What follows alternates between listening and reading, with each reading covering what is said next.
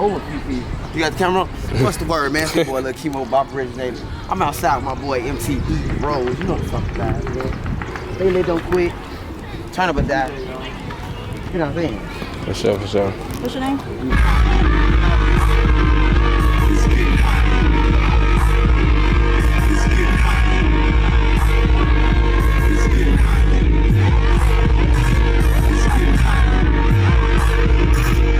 Bop to the right, bop to the left, now bop to the left. Kemo walk, do it by yourself. Look up, look right. Kemo step. Party rolls, all she gotta do is get in with me. Get in, get in, get in, get in, get in, get in, get in, get in, get in, get in. What's up, YouTube? It's your boy Rose checking back in with another pod. Episode 38. Told y'all, I'm finna go head first at all this shit, man. We working. Today, got my boy Lil Kemo in the car. Y'all know the AKA vibes, man. The Bop King, Bop Originator. Yes. Turn up or die. Bop legend for real. This is special episode 2. Episode 38. Get in, roll. This is a special episode, man. Appreciate you for coming on. For sure, my boy. How you feeling, man? How you feeling? I feel blessed, for real. I feel blessed. You feel me? I feel like I'm doing what I'm supposed to be doing. Locking in no matter what it look like, no matter what's going on, walking in my truth. And that's how you're supposed to do it. No matter what you go do, you hit your head a few times, you still supposed to keep moving. And only make room for people that really rock with you. And the ones that don't, they'll move out the way. For sure. How your mental is though? Like, where your mental at right now? Oh man. I feel like due to the fact that I know, I have a gift and I always run to that, and that's always bring me like peace. That's my sanity, like sanity. I choose it. Like anytime I'm going through anything, I create. That's the only thing that's been getting me through each day is creating, no matter what. It gives me something to look forward to. You know what I'm saying? So that's the main reason why I feel real good right now, mentally. Then the kids, my sons, I got 3 boys, so that's really part of my motivation. You know what I'm saying? So to know that I gotta stay in a good mental space for them, that's all it's about. Yeah, I was gonna ask you, you got kids? So you got 3 kids, 3 boys. What's the oldest? TJ, he at the crib right now. He 11. Yeah, 11. Yeah. Well, how your relationship is with your kids? Like, you think you're doing a great job as a father, or you think you could do better? I could do way better. I can do way better. But for me, what I'm doing right now, exactly right now, keeping it with me. He ain't got to worry about going back home to his mom right now. Keeping it for the whole summer. And within that time, I'm just gonna, tell him, right from wrong and stuff like that. Simple stuff, but he very hip. And your kids have your same genes. They already hip to how you are already. So you feel me? Certain stuff in life, yeah. That's how my son is. He's something else. Your son chill. Yeah, that nigga, he different, man. That nigga different. Yeah. I was gonna say, where you from and how was your childhood growing up? I'm from K-Town. Around like K-Town, North Lundale area, west side Chicago. 17th and Cosner, project building, the Manors, before they knocked the buildings down. My mom, she raised me and my 2 sisters on her own. Hard-working woman. Day in, day out. You know what I'm saying? Do whatever she got to do to put food on the table. And me just seeing her do all that made me, wanting to do something with myself.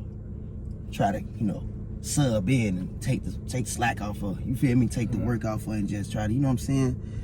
So, me coming up, it was just really like, my father, he was around. You know what I'm saying? My father, he definitely was around and stuff like that. But it got to the point where, like I say, at the age of 12, it's like when it come down to things that you want to ask and questions that you need to, questions you want to ask and things you need to know, I ain't always want to go to my OG for it. You know what I'm saying? Because I'm seeing what I see when I go outside from other males and stuff. But, I was strong enough to keep I was strong enough to keep a good mental space. You know what I'm saying? And I'm still trying to figure, ask myself, damn, I'm doing my thing. Staying out of trouble, jail. You know what I'm saying? No, I did. Don't get me wrong. I did get locked up not too long ago, probably 2-3 years ago. But damn, it took that long. You know what I'm saying? That was your first time ever get some Some bullshit type I shit? got locked up in Fulton County. Yep, I got locked up at Fulton County. That was in Atlanta. Some bullshit though. Only for a week. Only for a week. But me growing up though, it was just really like I was always into the entertainment type stuff. Like I'll watch 106 in Park. You know, hot as hell in the crib. No AC in the crib, in the front room, suede couches. You know them suede couches when it's... You talking about suede couches? No For real, AC. man. That motherfucker hot. Yes. Not the leather one. Suede while it's hot. You already sweating. Damn. So you... Sticking to the couch. Yeah. So it was like, you know, and I used to watch 106 in Park, and I used to look at, you know, B2K, Bow Wow, and them coming up, Lil Romeo, Lil Corey, Lil Sammy. All them people. And I used to just watch this, and I used to be like, damn, like, not even just seeking fame, but just really wanted to understand how to really, really be more yourself and just, you know, be free in life. Like, understand, like, life. That's how I was always ahead of my time, I felt like.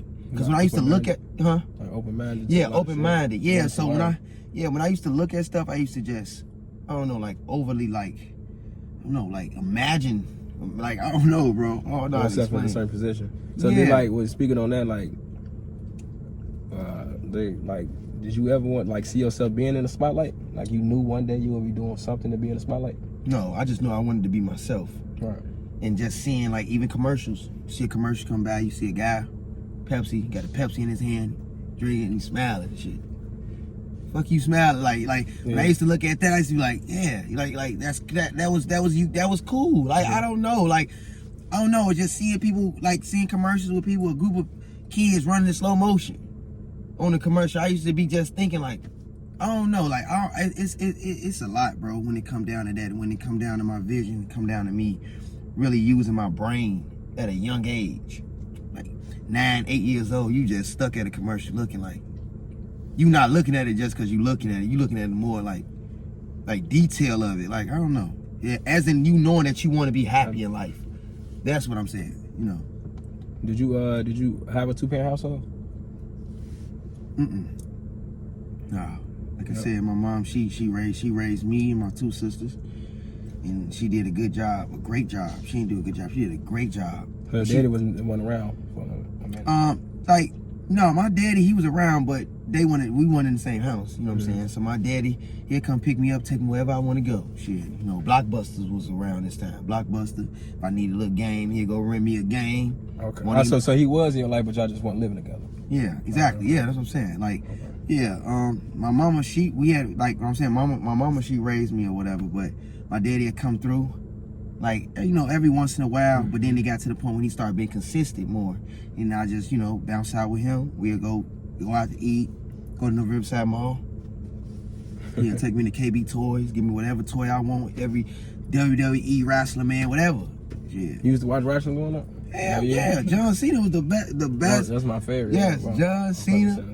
I was wrestling crazy as a shorty. Oh, for real, man. WrestleMania, Hulk Hogan, them, that's when it was busting. Now, all this new WWE stuff, I just like, boy, this ain't right. I don't know what they slapping on TV. It's a lot of new stuff that's really going on, man. A lot of new It's stuff. a lot of new stuff, for real. Smoky as hell. A lot of smoky Do shit. people still watch wrestling or not? Certain kids. Hold on, who is that we got in the back? Wait, introduce yourself. Who is that? I'm Bree. She's on Bree. Bree who? Bree Styles. That's Bree Styles in the back? Mm-hmm. Okay, say that then. You said that quiet now. You shy?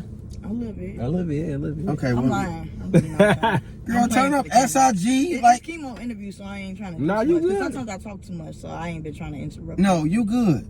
You good. And if you got a question for him, you can ask him. I'm over here about to answer the questions for him. I mean, if you can help me, if you want to fill in, that's cool. He gonna edit it. You know what I'm saying? No, you good. You straight.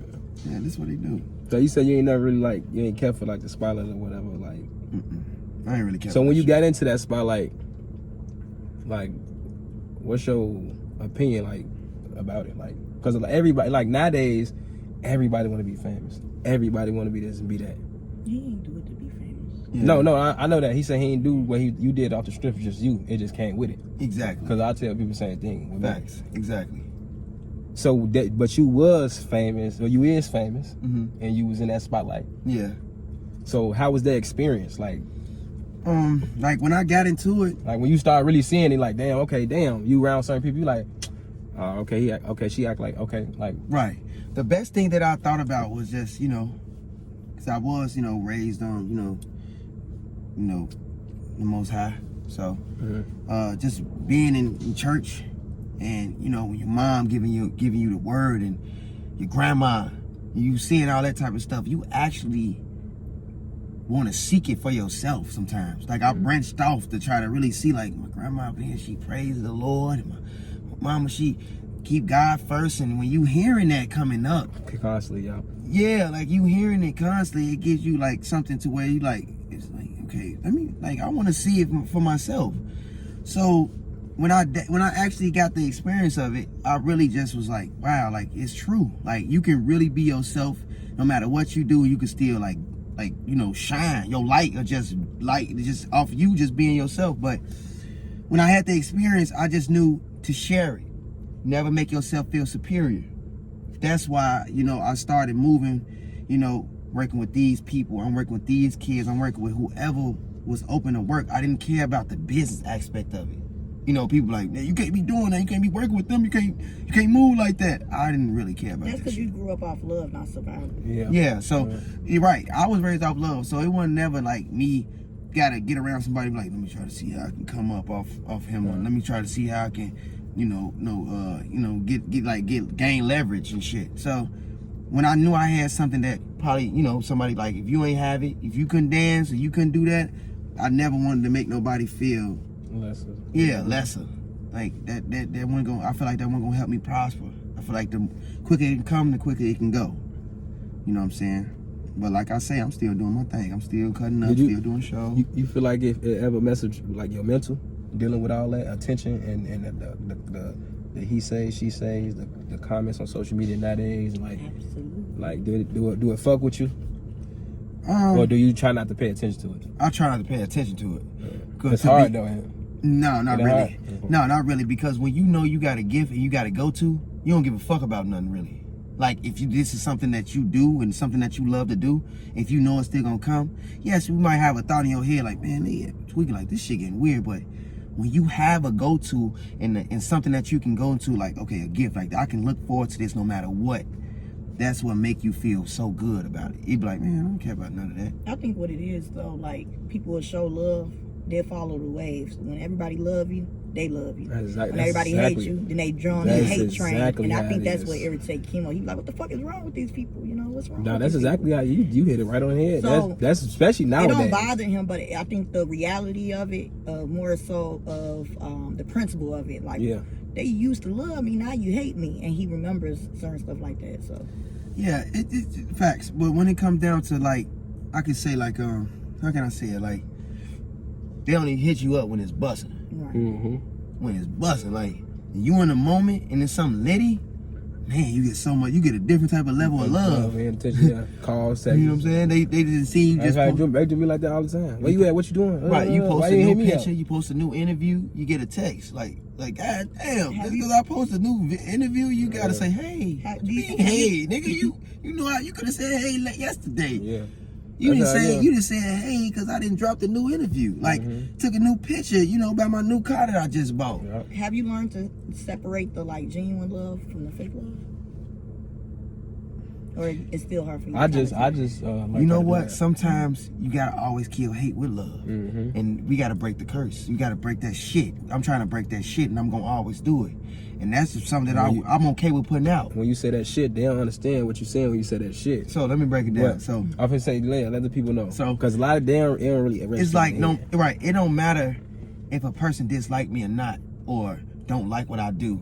I'm gonna kill hate with love because that's just how you supposed to be.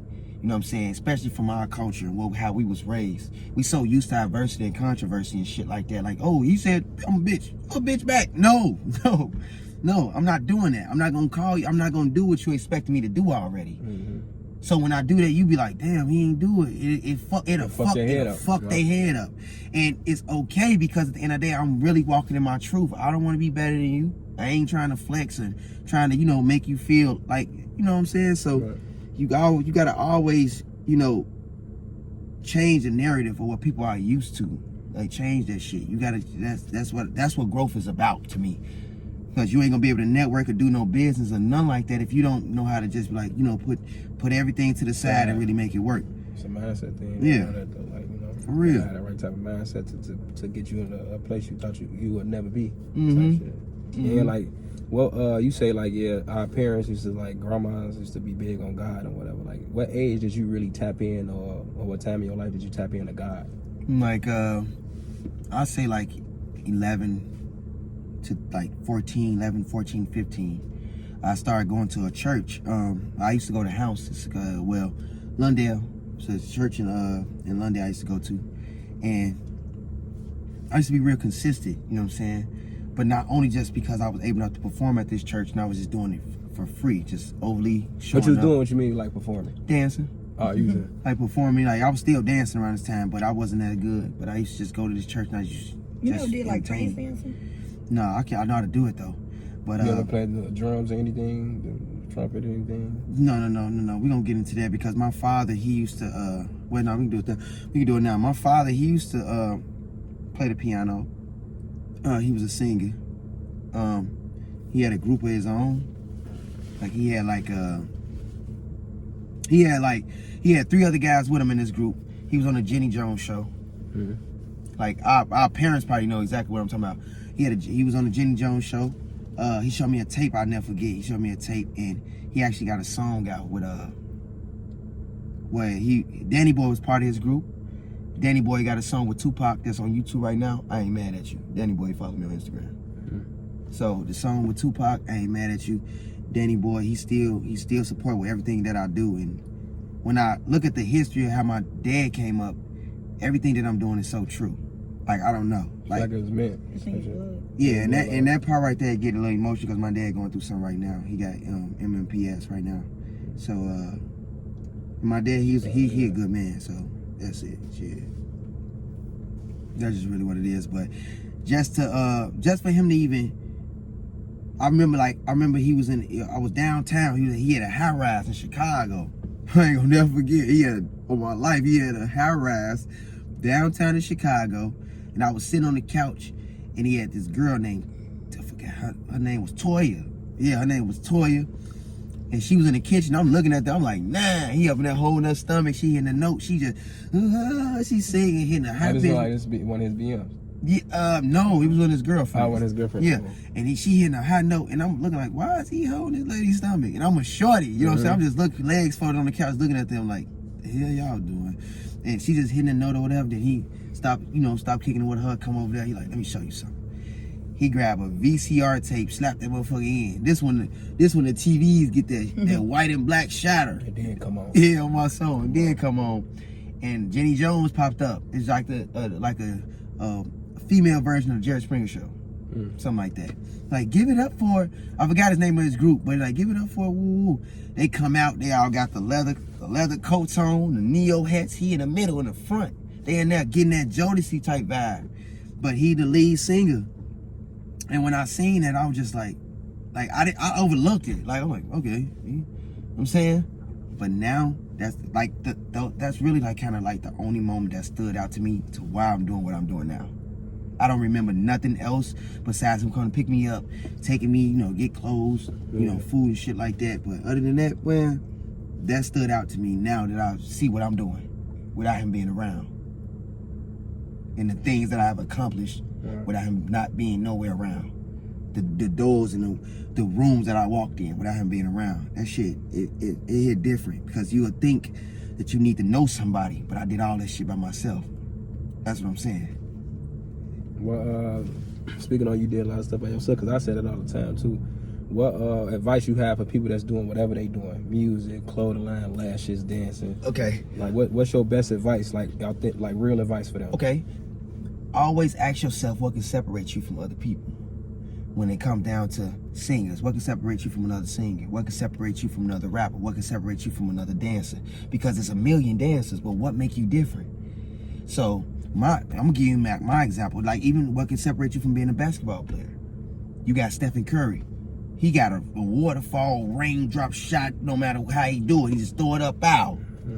And I don't know what made him understand that to where he figured it out to where he just know the vision with that. But it's like, okay, you like how you doing your interviews in the car. It can be something else. You probably do interviews over water or something. Put out a motherfucking on my soul. Put out, huh? That's actually a good idea. Oh, okay, yeah, but you feel me? You no, for real. You lay out something like, I don't know, like you get a peer space, like you do your interviews like around some fire. You know what I'm saying? And get the quality and equipment that you need. That ain't nothing. That's priceless. That ain't gonna take that much. Get a whole bunch of fire around you. Get the right camera equipment and start interviewing people around the fire. It's just how you think. You're a basketball player. Okay, you everybody hooping and posting up. What you gonna play basketball? What you gonna do? You can create a shot to where you blindfold yourself before you make the basket, and always clear it. You always clear it. Like it's just, I don't know. It's just a lot of different things. Like with me, I seen a lot of footworkers and stuff like that. But with me, I asked myself, when Walla Cam ended everything, when Walla Cam stopped his whole production and sold his whole production thing, I felt like I invested too much money in that. I felt like I invested me getting on the bus too much, train and everything like that. So once it stopped, I told myself, okay, I still got a gift for footwork. What I'm gonna do now? What I'm gonna do now that I can't go back to these functions no more? He just sold the whole fucking Walla Cam thing. I didn't know he did that. Hell yeah, What man. year that stopped? I don't know. It's been like Boston. like They still talk about like when it's a certain party or something going on. Walla Cam. They still because it was something that the city needed. It was yeah, original, and it was something first. Right from my life. Fifi and them came from there. Lonnie Pop. You got Lonnie Pop, Fifi. A lot of dancers came from that made it to a higher level. It's another girl that's in Atlanta that got over like 300K. You know what I'm saying? She fine shit. You know what I'm saying? And she doing her shit in every rapper video, goddammit, and came from Walla Cam, bro. No cap. But like with me, I said, okay, Walla Cam, he done sold this. Okay, this is what I'm about to do. I said, how can I use my skill set with footworking to stand out? You know, a lot of people in the footwork world, they focus on basics. Now I'm giving y'all some real gems now. Hold on, wait. Hold that thought real quick though. Man, I'm finna we tapping into that, so we getting in. So, what age did you start bopping, and what age did you start footworking? And after you say all that, then you can go back into the age since we on that, let's do it. Okay, the age I started footworking was like, I'd say like 11, 12-ish, right around that time, 13-ish. I was footworking. But I was like 9 through 13, I was definitely footworking. But I wasn't as good. But like 13, I was still doing my little thing, whatever the case may be. But when I converted over to bopping, it was like 15, 16. And the only reason why that came about, because like I said, the Walla Cam shit ended. When the Walla Cam shit ended, it was to the point where I felt like I invested too much time in it. And I say, bus cards, you know what I'm saying? Study getting bus cards, ask my mom, like, Mom, I need $5. I need a one-day pass to get on the train. I'm finna get on the red line. I get off the red line, I gotta switch up to the green line. I'm doing that. Book bag, dirty ass shoes in the back, just to move the feet. So once he ended that, I felt like I had nothing else to do. I felt like there was no hope. It felt like it was nothing else left. No, my son, I figured it out. Y'all, I ain't gonna lie, man. Like, bro, y'all was going like you was going so crazy with just that era, like that time, and just, like all the social shit. Like I seen some other shit using that. I don't know. It's a video that been going viral on Facebook or on the internet, and it was like one of the old social songs. It was like a big ass Fifi party, like using that bitch in the middle. You was just ain't like, done turn it up a macaroni time. Nah, it wasn't either one. It was another. Oh, it was, and I'm like, that look like Kemo. That is Kemo. I think if somebody shared it, but it gave me chills because like I was a shorty watching this shit. You feel me back then? Like I'm like, damn, like life ain't been that fun and ain't been like that in for years type shit. Like, you know, the world different now. Like this shit ain't the same no more type shit. Right, and I definitely feel exactly what you're saying. And the thing is, I always feel like when you find something and you find like gold, like that diamond in the dirt, because like I say, you got people that's on higher levels than me and you right now. But those people on higher levels gotta always come down because it can be your son, it can be your kid, or anything finding that diamond in the dirt. And that means creating something or doing something that we don't know shit about. So it's like when I feel like when you got something so good and so special and something that vibrates so high, it's like, bro, it's so hard to really fulfill. You can't really fulfill the exact and really get there. Can't nobody do it. Can't nobody really do it. Can't nobody really do it. Can't nobody really do it. If you think about everybody who was big and lit and everything, and always some fucked up shit that happened. It's crazy. If you're gonna reach all the way to the highest height, you're not gonna reach the highest height without no shit that's coming, no curveball coming your way. I was just telling somebody about that. And like when you being great and you doing something great, it's like it's always. It's not like you trying to do it. It's not like you want it to happen or nothing. That's why it's the whole purpose to keep going, and you got to keep fighting through it. It's the devil. Yeah. I just telling somebody that, like, when you doing something so great, your life going good, like you say, new car, new crib, you getting all this, some bad is gonna happen. It just you don't even. It ain't a part of the plan, but it's just like that's just what it is. But that's the challenge from God. You got to keep going because the devil gonna try to stop you. You got to keep going, push through that shit. Yeah, and that's facts, and that's big facts because at the end of the day, that's just how it go, and that's what I realized. But I wasn't expecting that when I was in the moment. Yeah. Like, it'll fuck with your mental. I was like, yeah, we doing it. I'm like, yeah, I'm working, I'm going out there, we doing it. You know what I'm saying? I'm here, I'm there, what's bam, but you don't know when that curveball coming around that motherfucking corner. Sometimes it be God protecting you too. True, in a way, yeah. Because everything happened for a reason. And that's God. Like I give like the devil too much credit. Like sometimes that's God slowing you down and protecting you from something that could have happened. Get in the camera, Bree. Don't be all get in the middle.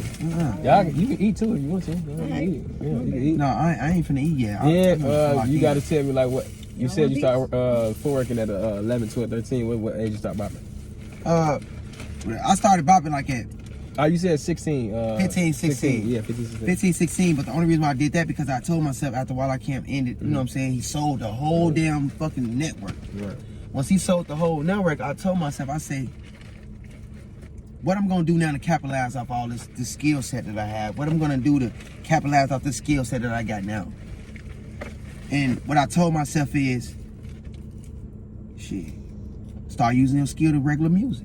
When people go to the club, everybody not sitting around. When I realized when I was getting in the club at that age, 15, 16, I was able enough to get in there. Yeah, I was getting in there too. So, bro, so when I was able enough to get in there, everybody there just drinking, sipping. I'm like, boy, hell no. You know, this is a club. I thought we supposed to be here dancing. When you at least having fun. When you come up watching house party, 1 house party, 2, 3, 4, and you see everybody there. It'll get a crack. You know what I'm saying? That back then, though, back then it was busting. It was cracking. That era, the block club parties, the percolator, the electric slide. That's what I thought the whole concept of the club was supposed to be. Yeah. So I was like, okay, this club music. I grabbed all the club music that I can and started creating, using my footwork, and start owning my own signature style to this music that made it look appealing to a male and a female. So if I do this dance, you should like it or you should love it, and it worked. That's how the vision came to me at the age. I was like, okay, if I'm listening in the future, I should be able to create something to make somebody else like, let me hit that shit with his and I did that, and that went, and it's always off my thought process. You be moonwalking and shit. I don't know how you do that. I went down and tried to do that shit. I said, oh, shit, I can't. Oh, bro. I used to bop though. I ain't gonna lie though. On my life, bro. And that's okay for you to always like be yourself, because that's gonna help you bring out your sense of humor. You should wanna, work with somebody that's not just only African American. You should wanna work with somebody that's Caucasian, Indian, you know what I'm saying, Puerto Rican. You should wanna do that. You know what I'm saying? Learn different cultures and stuff like that. You should wanna do that. And that's what I feel like that's what everything's about. Because coming from where I come from, people look at, people look at me like, oh, he want to be a thug, or that's how I felt like I was coming up when I used to see 30, 40 of my own people trapping it out. And I'm like, oh, this is what I'm supposed to be doing then. This what's in. Shit, I got to see and did. I got to see and did out here, dog fooded, hit these corners. That's what I got to be doing. That's how I used to think, because I actually did it before. I used to be trapping, working C&D, all that type of shit. I used to do all that.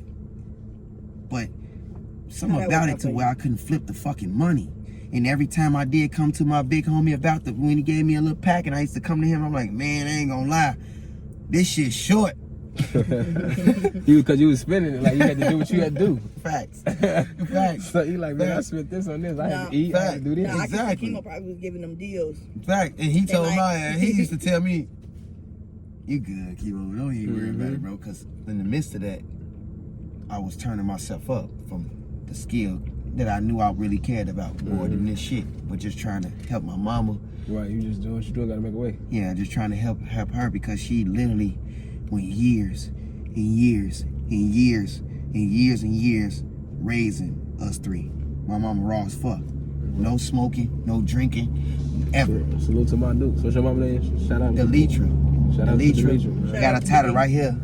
Didi. I got this tattoo when I went to LA because I was like, I want to feel the pain. Put a little pain with my mama's name on it. Even though when I did it, she didn't care. She was like, well, what? I told you your body's a temple. I was one of your first tattoos. Huh? That was one of your first ones? My first one was King Kemo. I put King Kemo right here. Right. And then I got the music symbol right here, you know, with the crown on it. That was my second one. And then I had put my son right here, stuff like that. But at the end of the day, but I knew I wasn't supposed to do that because, you know, your body's a temple. You're supposed to keep your whole body. You did that like the first week in LA, didn't you?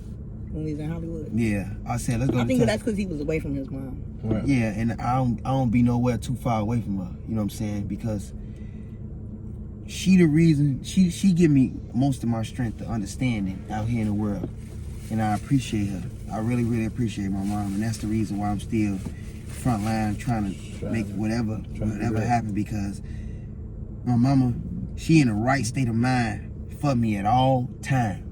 At all times, if I need help, if I need to think, she always there. And that's why I know I'm forever keep fucking winning. And I mean that shit. I mean that shit. I mean that shit, because it's like, maybe, I don't know if people care to think of that, or think of certain shit that way, man, but I ain't gonna lie. Brother, how other people view it from their own knowledge, from what you know and how you is as a human being, if you seeking some shit and you into yourself, into what, like who your family is and what's around you, it's some magical shit that just you can't even see that's true if you care to be aligned in it or something. I don't know it. I don't know how else to say it. I know what you're talking about. I don't know. So I'd rather just stay right here in it with the knowledge that I know what she would do, the things that she have taught me, and I just stay in line. That's what all I've been doing this whole time. You know what I'm saying? So did you ever, well, fathers, like when you start blowing up with the bopping or whatever, you ever have a like manager or whatever? You had a manager team or nothing? Or you was like, they were saying you were personally? Nope. I never wanted a manager, really, to be honest, because at the end of the day, I noticed when you do get a manager, the only thing they want to do is control your vision or try to make money off you.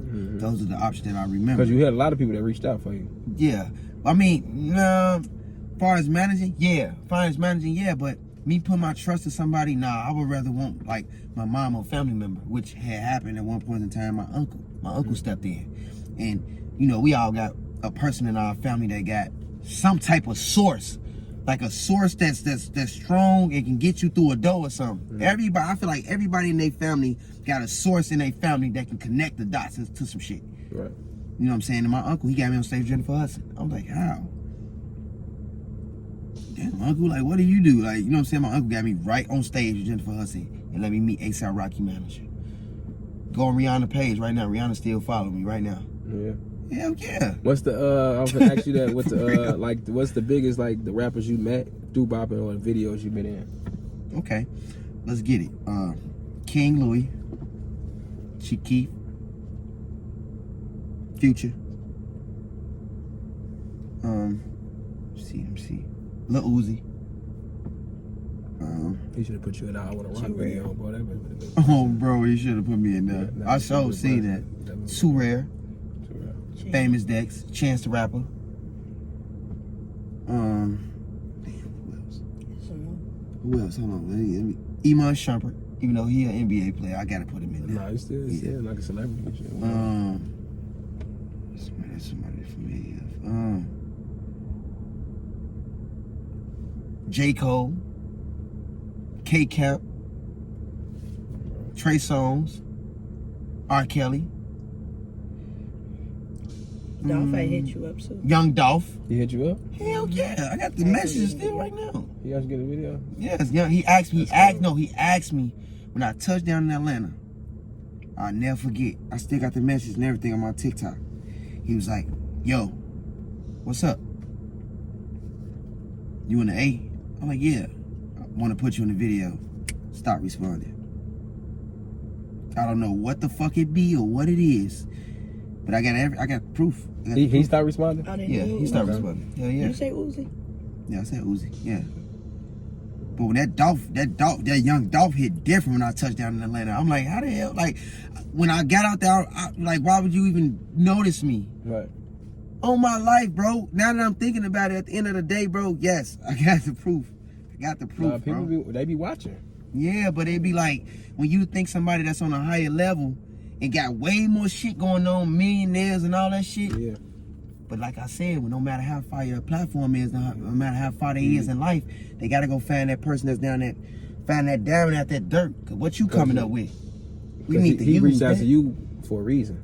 Right. It's 1,000 people that nowadays do whatever, but it's like nobody can do it like how you doing it. Exactly. Type shit. On my soul. He reached out to you for a reason. Facts. On bro.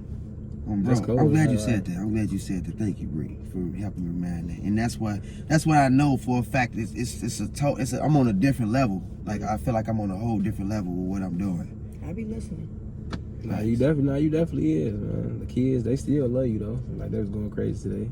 Oh yeah, when you vibrate high, can't nothing stop that. If it's meant, it's meant. Crazy. You know what I'm saying? If something meant for you, if something meant to happen, good or bad, it's gonna happen. It's something with your aura, cause I even think our baby like you better than me sometimes. I be a little jealous. Oh yeah.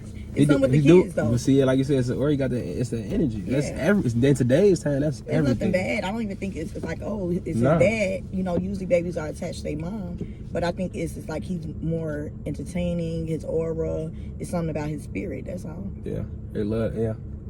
Yeah, bro. Yeah. My son Legend, he see me, his ass he see me, he be like, and he just be like, happy as hell. You know what I'm saying? Happy. That energy. Happy. Yeah. And it's like, feel that energy, man. I'm gonna be honest with you. I be like, the reason why it's like that because my learning process went like every other guy. You know what I'm saying? You know, like when I say that, it mean like how I said I was raised off love. So, not survival. So it's just like, when it comes down to that, it's like, my learning process coming up is still having that mindset of a man and a kid, goddamn near. Both coming from Chicago. Chaos. Shit that you around and you still figure out a way to manage to still be fucking happy. Because that's why I say, A$AP Rocky manager asked me, he said, I'll never forget A$AP Rocky manager Jabari. He reached out to me, and I know it's gonna be out, and I'm dropping the name because his name's Jabari75 on Instagram. I'll never forget when he did me a long paragraph to myself. Kemo, how you able enough to still work in the midst of chaos, violence in your area? What the fuck? I was like, I felt disrespected a little bit. I'm like, what you mean? This is what I do. This is what we do.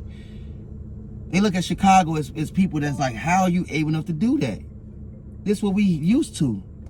Like this is what we used to. This is what we came up. Like this is how we was brought up. So it's like, can't do shit about it, but deal with it and work through it. Got to. And it making, I low-key could have took it as like, you know, as a like being offended or something like that. I'm like, because when he said it to me, I was like, I looked at him, I'm like, and I'm by myself. I can't show this to nobody. I can't show this to my mom. I can't show this to my homie. The shit that I was seeing and going through and things like that, I couldn't show this to somebody. But I always wanted to. And that's what make me understand that what God is doing me in my relationship with him. That's why I can't look back on nothing else when it's a spiritual battle that we all going through. When you around, not just saying Chicago, when you're around anything negative, the negative energy can rub off on you. And then you can go right back into the dark spaces. But we don't want to be there because we felt pain already. Yeah. Nobody want to continue to mourn and feel pain and keep going through it but it's some people that don't give a fuck and be okay with it, but that's not how you're supposed to feel. Nobody deserves to sit in their pain all motherfucking day. Yeah. I think people that seek God more and pray more get attacked the most because if the devil already have you, he not bothering the people he already got. So the people that seek God, that stay on a true path and really like do what God wants you to do, those are the people that go through the hardest battles. Facts. Just They like you always just say, said, God give the toughest battle to the strongest soldiers. And I already know I'm built for it. It's too late now. That's I'm why locked in. Jesus It's too said- late. I'm 30 now. It's a go. It's a go now. It's over with. When people, Don't be afraid. yeah, it's over with. You can't do it. I already done the work. I already did everything I had to do. I done touch elbows with so many families members. I'm talking about this private work, not frontline, not always frontline work. I did a lot of work for a lot of different guys that was in the neighborhoods, in the trenches, knocking on my door because it's hot as hell outside. Kemo, man, it's hot as hell outside, bro. Police smacking this bitch. Can I sit in the crib with you? Come in the crib. I go right back to sleep. I ain't got no money. This all prices. It's off the gift, the dance that make motherfuckers fuck with me. It ain't about you. They feel comfortable to just be there, and I say, all right, bro, don't be making too much noise. I'm finna go back to sleep. About 3 niggas in that motherfucker that I probably shouldn't even trust. But I'm leaving. I'm knowing that what you want from me. Right. I just dance, and I can turn up the party and get some few little ladies around, and they be cool with that, or shit, use some of the money that I'm making, shit, to help them get some weed. Like, do that, because I don't know what they going through, and that's the difference. That's the thing when it come down to another male. You never know what they going through. That's why I move the way that I move with different males. And I'd be like, okay, I'm moving as myself. I'm not bragging or boasting or nothing. I'm hitting the stage of Jennifer Hudson coming right back in front of you. You like, what the fuck? Like, nigga, you ain't trying to get up. You're like, no, nigga, I don't care about this shit for real. Like, we all just supposed to be helping each other grow. So I'll go do a major video, get right back in front of you like I ain't just do it. For real. That's the authentic in you, like it's the realness in you. It's just in you. That's just who you is. Like you say, some people try to use people to get to a certain level, or finesse, or whatever they got to do to get to that top. Like, right. 90% of this generation. Yeah, facts, bro. This generation crazy. I ain't gonna lie. Hell yeah. So we gonna tap back into the bopping and stuff. But you make music now. So when did you start making music? Cause the one track you got though, that's cold. Well, really, just because my daddy knew how to do it, and then within him, stepping out after stepping out at the age of 12, he had to dip off with his the girl that he was dating in L.A. He shot out to L.A. When he shot out to L.A., I wasn't mad at him or nothing. He watched me battle. I think he watched my last battle in front of him on Roosevelt and Hardin. He seen me battle in the middle of the street. When everybody was wearing them army shirts, the Red Baron shirts, when everybody would come outside with the army shirt, like, not the vest, they come out with the badges on you. You had badges on your shirts and shit like that. He watched me battle, and then when he left me and it's like stuff like that, I ended up like jumping into my bag with dancing, but I just felt like I could do music because of him. And I started like padding my sound with the auto-tune a little bit, and I started just getting creative. It's just getting creative as fuck, bro.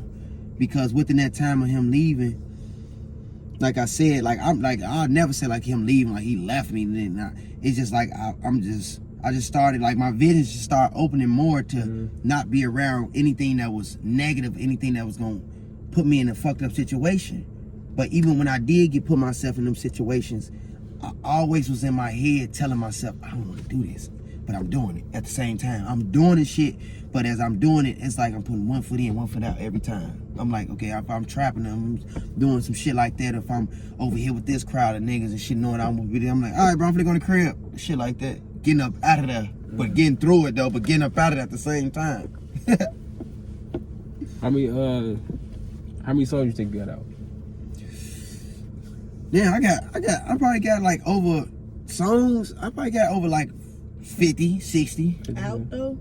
Hell yeah. Okay, so I asked him how many songs he got. When we was just in LA, like 50. You made 50, a lot 40. of songs. You made I think you got like 100. Like he said out. Like I got a whole album out with dropped, I got a whole album with Cornbread. I got a whole album with just me. You feel me? What about unreleased? I got Cornbread in here too. Hell yeah. I got a whole bunch. I got a whole unreleased songs. I probably got over 100 in the vault. You got a lot. So what's your writing process or whatever? Like how it is when you in the studio? Catchy, anything different, anything catchy, anything different that can make me stand out from other artists. And asking yourself, can you hear that shit on the bill? Can you see that shit on the top 100 Billboard? Right. if you can't see that shit on Top 100 Billboard, get out the booth. That's what I come up with. That's the whole concept that I come up with when I make a song. So if it's not like a something that's like a certain term that people use, or me just being different from other rappers and stuff like that, or other artists, you know, then I'll play with that. I'll put that out. You feel me? You'll be a great ghostwriter. But I sold my first song for $750 one time. $750. Hell yeah. That shit was mid, but it was decent though. It was mid, but it was decent. That's thorough shit. So that's selling. Let's see if On you one song. just start rapping for real. That's my whole life. I sold one song for $750.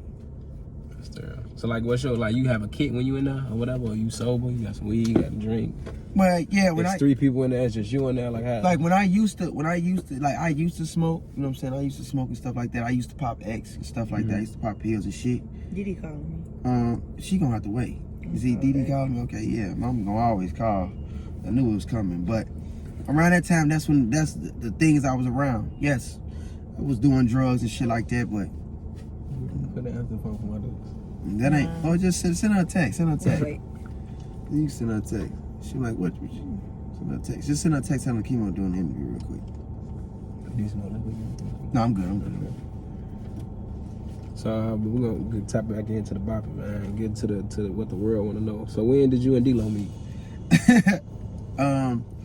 We met right at the peak of everything. When everything was going up, everything was lit. You know what I'm saying? I met him coming to the Walla Cam events, coming to the Warzone events and stuff like that. And man, when I used to come up in there and I had my little wave going, man, he'd be about 30, 40 deep. They all up in there watching me. Then they all come right behind me. When they come behind me, it was never like, what's up, Kemo? It was more like, let's battle. Right.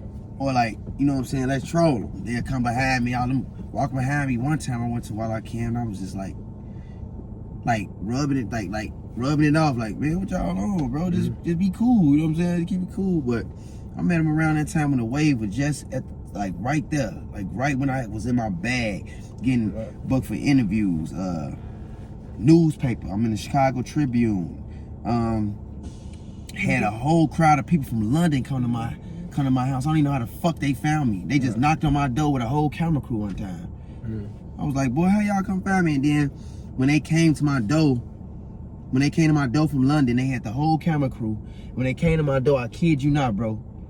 When my mom was like, "Is some people at the door for you?"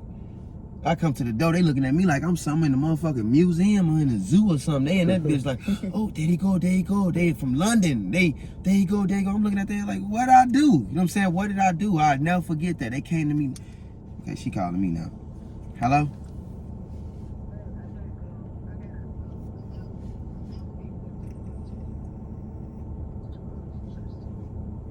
Okay, I'm gonna come get that. Okay. What time you get off? What time she get off? Because I'm gonna be out there. I said, what time you get off?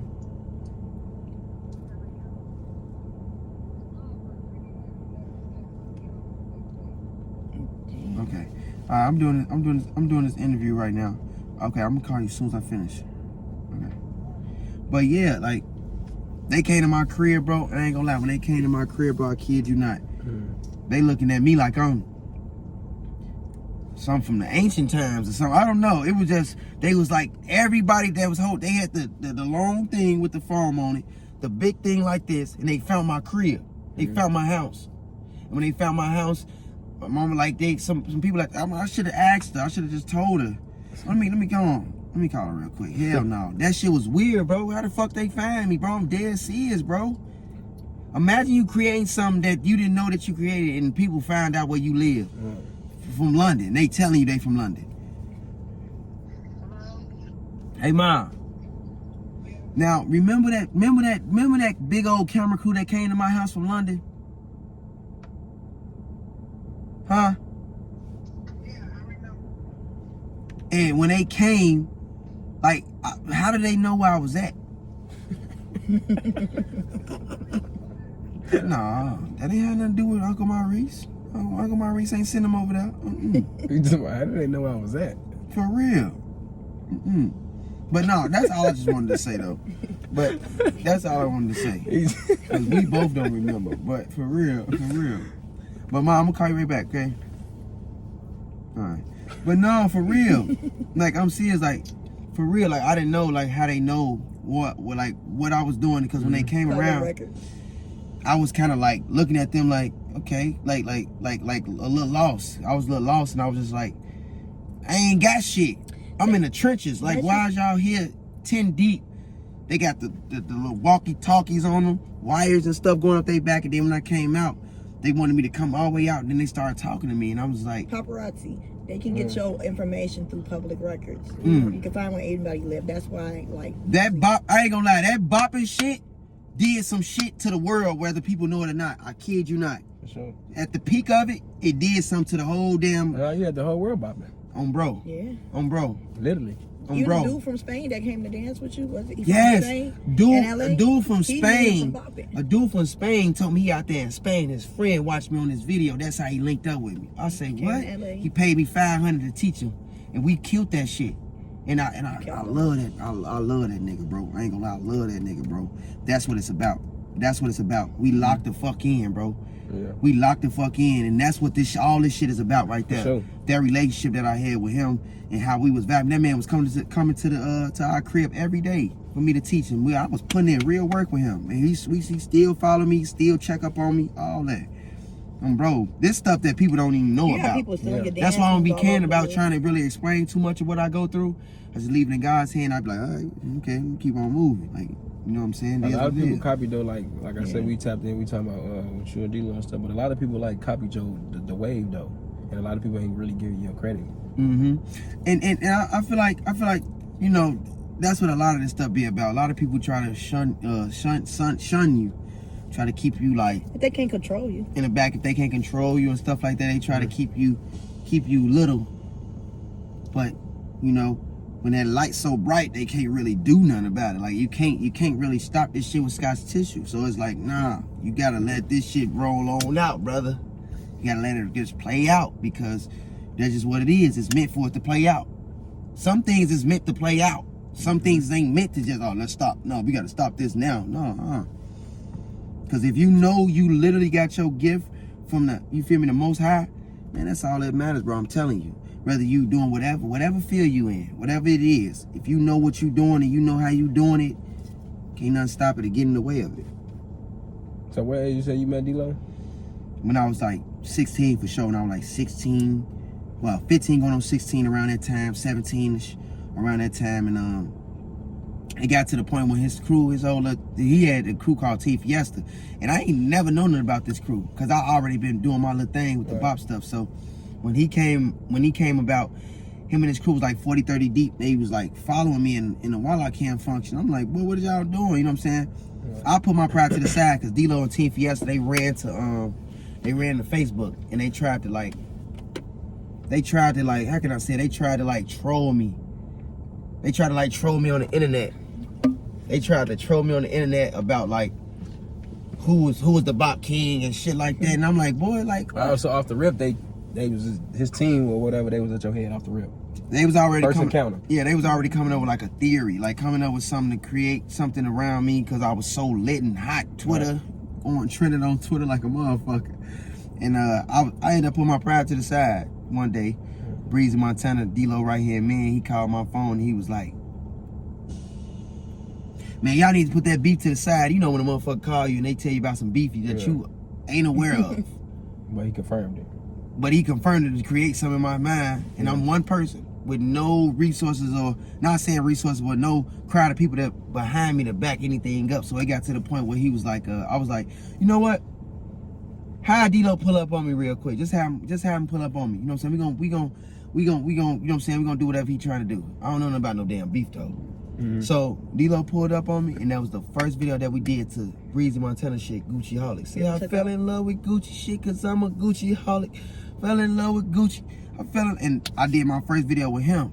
Shook his hand, met him up and close, cause there was a million other kids trying to like rock with me. And the Bible says share your gift, and I was trying to see who I was gonna do it with. The way that he applied pressure made me give in and not give him the adversity, controversy that he was looking for, to what he wanted to be like, all right, You ain't rock with me, ain't rock with you, one of the Facebook type and all that. No, I ain't do none of that.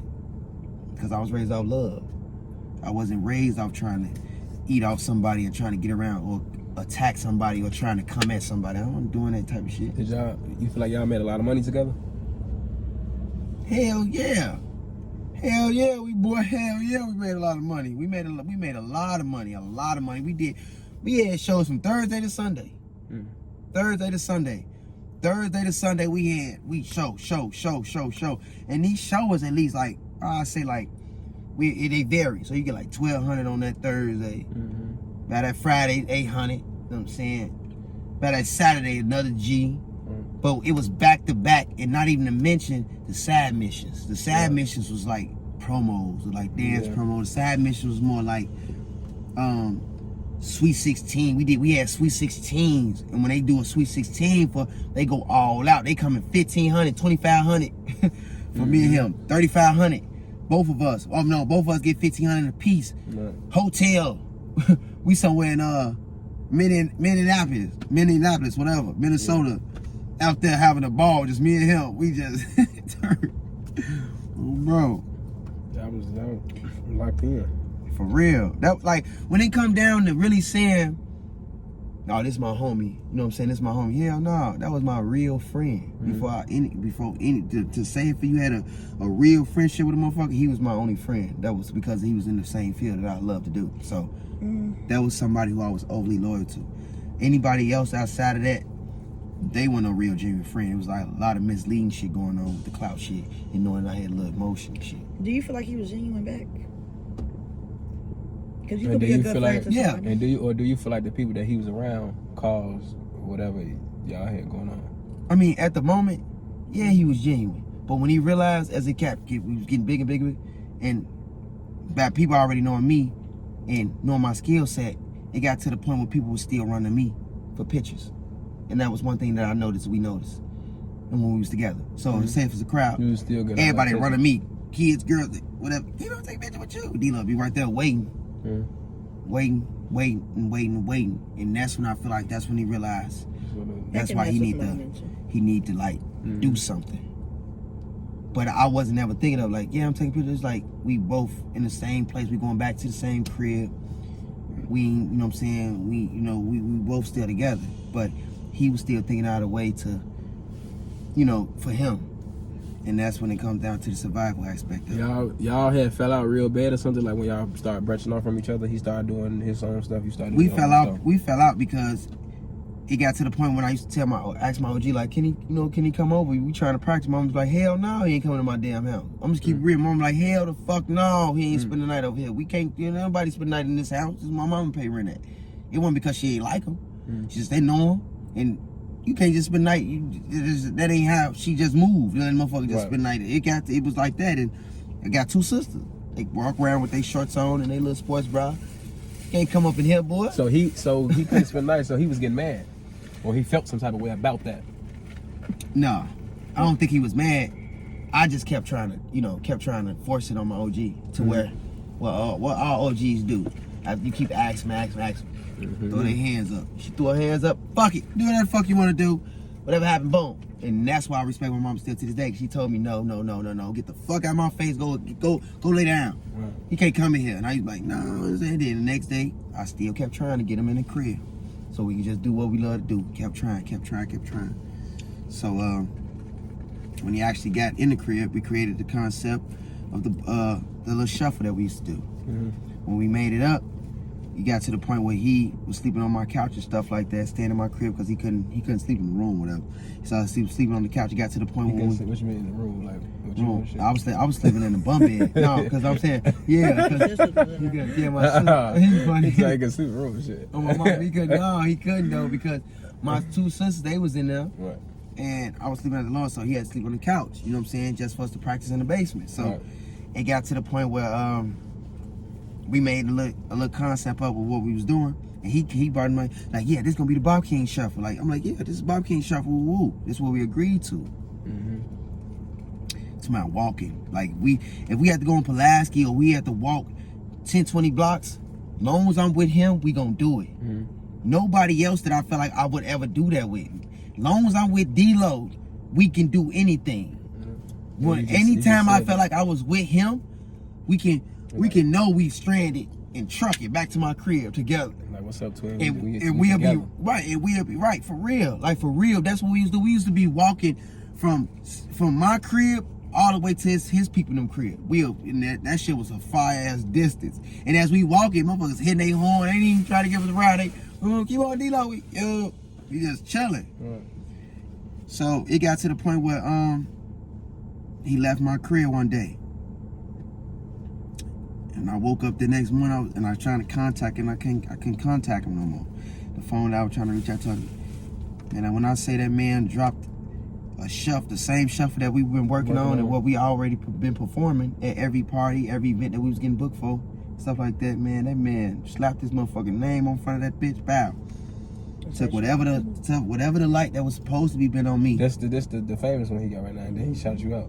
Yeah. This is supposed to be all together. Yeah. He put up in the Bob King shuffle. So we can do this to look. Right. Double tap. That's what made that shit 10 times bigger. Imagine that would have got in there. Instead of Bob to the left, Bob to the right. Double tap, that, bow, boom. Oh, so he took the song, he ran off with it. Yeah. So when he grabbed it, he shot off and he slapped his name on that bit, D-Lo Shuffle. And I woke up the next morning. My mama ain't know the history. She don't know shit about it. My sister none, but we working. Right. Man, I kid you not, I looked at that shit, boy. When I looked at it, it said 5 hours. It said 5. It was like posted 6 hours ago. Wait. So he left the crib the next day and he put the video all that the next day? Yeah, he dropped all that shit. And then when I woke up the next day from not being able to get in contact with him, and I seen it, and I actually looked, because I've been looking for him, like, where bro at? Right. Nigga, you just left my crib, nigga, you ain't tell me nothing. Right. His ass at 50K, going viral in minutes. I look back at that bitch, refresh it again, that bitch, 150K. My mama looked at it, refreshed that bitch again. His ass at 1 million. Damn. And I was just sitting there like, damn. And I ain't gonna lie, I was a little salty. I was a little down. I'm like, why would you do that? But I knew what it was about. The title, the way that I created the concept. But people get, and my head, look, my footworkers know this. All my footworkers in the footwork world know this. You got the footwork kings. And that was King Charles, King Kemo, all the top footwork kings that's still doing it now. So you all know that I got the footwork king concept, and I added to what? The Bob Kings. That's where I got that from. So I was giving us the names, giving us the stuff like that. So when he did that, bro, I kid you not, bro, I was real down. I didn't know what to do.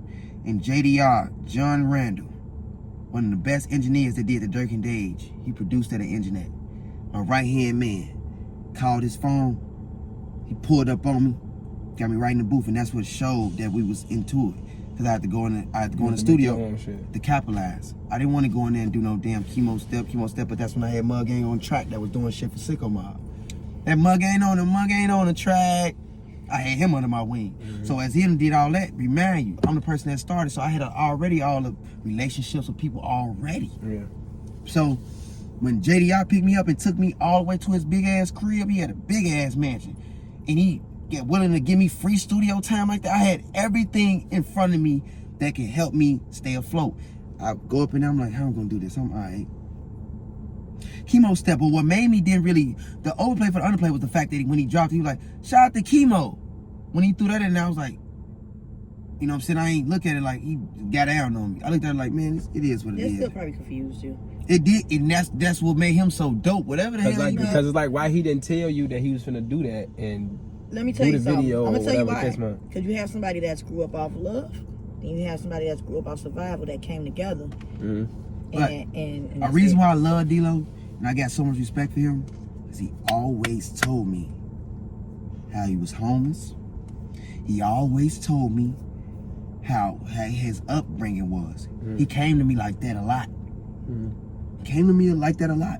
He had nowhere at certain times, places to go and shit like that, sleep and shit. Facts.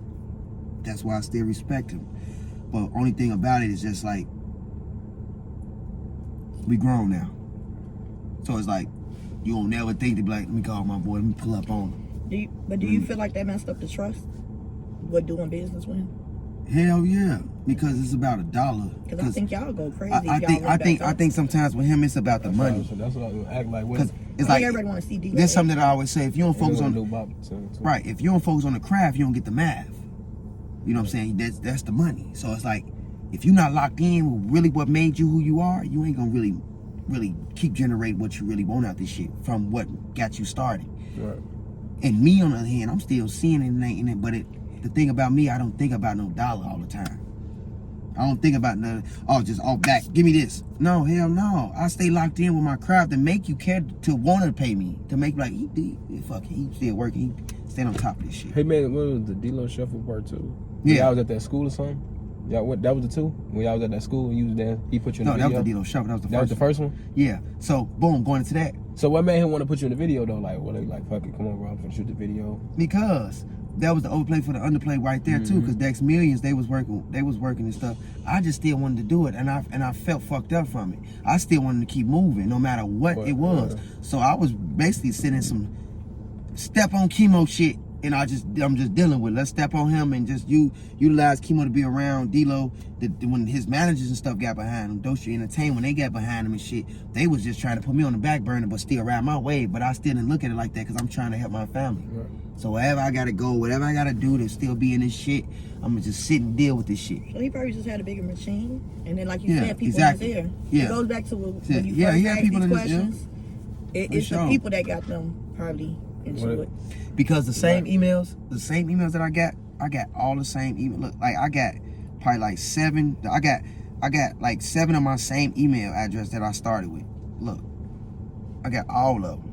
Like I got Originator Kemo, Kemo, but this the original right here. I got 21,000. I got 22,000 subscribers on YouTube with this one. I got the same one. I've been having that damn YouTube account since I started all this shit.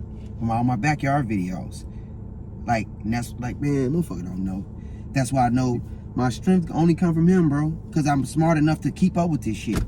Without losing passwords, losing none of my shit. I got everything I need. All my little, on my mama, boy. But you know there's something groups usually don't last. Destiny Child.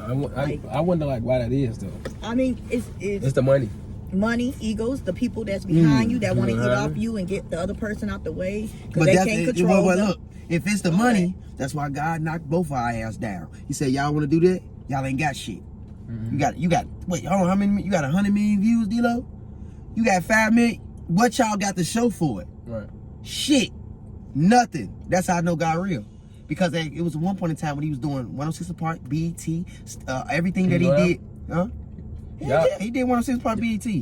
Y'all both went on there? No. He did 106 Park BET outside in front of everybody on BET Awards. Once he did that, on live TV on the BET Awards, once he did that, it got to the point where it was like, he did everything he had to do, and I'm sitting at home smoking a square. Had my first child. I was smoking cigarettes and everything. That's how fucked up it was. You stressed out? Hell yeah, because I couldn't feed. On my mama, I couldn't feed my son, none of that. And God said, you know what? And you say he at BET. On my mama, and I'm watching him on TV. Like, I've been doing this shit. I don't. Right. Yeah. So did you really show him like the bop shit and all that shit, whatever? Did you really like, Yes. He had, but don't get me wrong, he had like another type of style that he was doing, but man, everything that I had already on me came from While I Can, bro. He wasn't on that battling footwork and putting in that. For my first battle that really turned me up was me and Cookie. Now you can't nobody forget about Lil Kemo versus Cookie. Everybody, the real ones know. And it's a lot of real, it's the real ones that's gonna hit it. They gonna be like, yeah, that Cookie and Lil Kemo video changed Kemo life for real. Cause Cookie was the only shorty in While I Can that had it. But for me to step up to the plate and pop out like that, that's what turned me up. Cause they're like, damn, this nigga, he gets another shorty out here that can step with Cookie. And then it got to the point when it got with him being on TV and he did all that and stuff like that. I just see how God worked though. God was like, nah, I ain't gonna let him lead you. Whatever he did to do what he do, he gonna have it so much, but watch you still out of skill. When people say you fall off, that means you fell off in what got you where you supposed to be. And that was the gift of dance. I ain't lost a touch, nigga. I'm still dance like it was yesterday. God protected you. Cause imagine you. Yeah, like, I'm okay with it because I'm more happier now. Because now that I'm wiser, I got more wisdom. I'll be cool with everything that sometimes go. Anything that go left, anything that go wrong, like, all right, cool. Y'all was on a what's that one show y'all was on together? Steve Harvey. Steve Harvey. How that come about? Like how they get to play and whatever? And did y'all get paid for that, or was it whatever? Now I'm gonna tell you some deep shit. Before the Steve Harvey shit came about, the same emails that Dex Means thought he was getting for D-Lo and for me, I was getting them same motherfucking emails on my phone. I was in Doe Street, Doe Street. That's the CEO of DSC. Mm-hmm. My boy locked up in the feds. Free dough on my soul, nigga. I kid you not. Dex Means, he was like the like vice president of it, and he was the one telling us everything we had to do. Right. One day, me and D-Lo, we downstairs on the laptop, got our pajamas on, we in there chilling. You know what I'm saying? We had a movie theater down there. We down there kicking it. Big ass crib, big ass mansion. We in the movie theater. Boom, bro. Dex Means like, come here real quick. Let me holler at y'all real quick. Yeah, y'all got a interview with Fox News, Fox 32 News in the morning. I gotta be downtown. Tell me why I'm looking at the same emails talking about some good morning Kemo. It was only for me. Mm-hmm. So basically what I'm trying to say is this shit, the shit that they thinking they telling me I'm out, that's only for me. Like they already giving it because I already was the person that started this shit. Right. Because I already hit the newspaper and everything before him. Right. He ain't hit the newspaper. He wasn't on the front page of Chicago Reader, Complex. What else? Hold on. What else? I'm on Revolt TV. So that's Pit Diddy. That's Pit Diddy shit. That's Diddy shit. Right. You can go watch that right now. So my thing is, maybe you didn't respond to these people fast enough, and they got in contact with y'all as soon as the best way they could. So they reached out to you. They reached out to them because they couldn't get in contact with you. I did respond to them, but when I showed up, guess who I came with? All them. Mm-hmm. So when I got to the glass door, the door swung open. I'm with everybody that's behind D-Lo. Right. I'm not with nobody that's with me, that's for me with them. So you ain't never really had no entourage or no people with you, for real. It was just always his people. Yeah, basically. So when the lady, she swung the door open, she's like, "Good morning, Kemo." Dex Means walked right in front of my ass. He said, "D-Lo," I'll never forget. I just kept moving. I kept moving. Duty Low, he called me. I showed him Duty Low from OTF. I showed him. Mm-hmm. They know, nigga. Bro, now they like when I think about it, this shit be kind of like weird, but it is what it is. But on my mama, Duty Low from OTF called me one time. I showed him the link. He watched that shit. He was like, "Damn, that shit crazy." I let him see it. Got off the phone with him. Hit me back. He booked me for his daughter in them party in Kankakee. My mama. Yeah. So. Yeah, this shit be real out here. How shit be. He know. D-Lo know. But at the end of the day, I let that, like, I don't care. Like, I let that shit, like, I let all that shit go. But I'm going to always forever speak my truth because of my OG. And really because of my OG. My OG said, that's real, but I mean, like, it ain't like you lying, though. Like you said that's the truth. I ain't right. I ain't going to never sit on here. That's what happened. He still got love for D-Lo. Right. And you know, I still dance with anybody. I dance with him like all today, the time. you played the song for the kids or whatever. You still play the song. Exactly. I don't have no thought process in my head. You said that was supposed to be our song or whatever. Yes, it was supposed to be in the Bob King Shuffle to add the double tap shit in. We supposed to add something for that. So, y'all got a song together, do y'all? Y'all don't got no song. Y'all don't got no song together. Yeah, we do. Y'all got the we got the Shot-Town. We got a song called Shot-Town together. That's not no recent shit, but that's the only one that we got. The Shot-Town. Okay. Bro. Y'all was you know something? I really think it's the people. Sure. It's the people that came between that. Yeah. Who was behind him? That's me outside looking in. That's what I think. He cut you out. He had people in his ear. Yeah. Young. Girl, y'all was like 15 lit, so of course y'all got the big home. Yeah, I didn't say D-Lo had that mindset because I remember one time D-Lo when I was dating this girl that was like 33. I ain't gonna speak on her name, but she was. She was 15. I was 15, yeah. She was 33? Yeah. Okay, bro. And she was managing like Pretty Leah. Okay. And yeah, I don't say her name. I don't put her name in. You gotta like putting it out there. Ain't too many people been in. Cause this some golden interview. I was like, no, I was 17. I was 17 or 18 or some shit like that. 18, between 17 and 19, she was like 33 or some shit like that. Sure. Y'all was dating. Yeah. Mm-hmm. Bro. She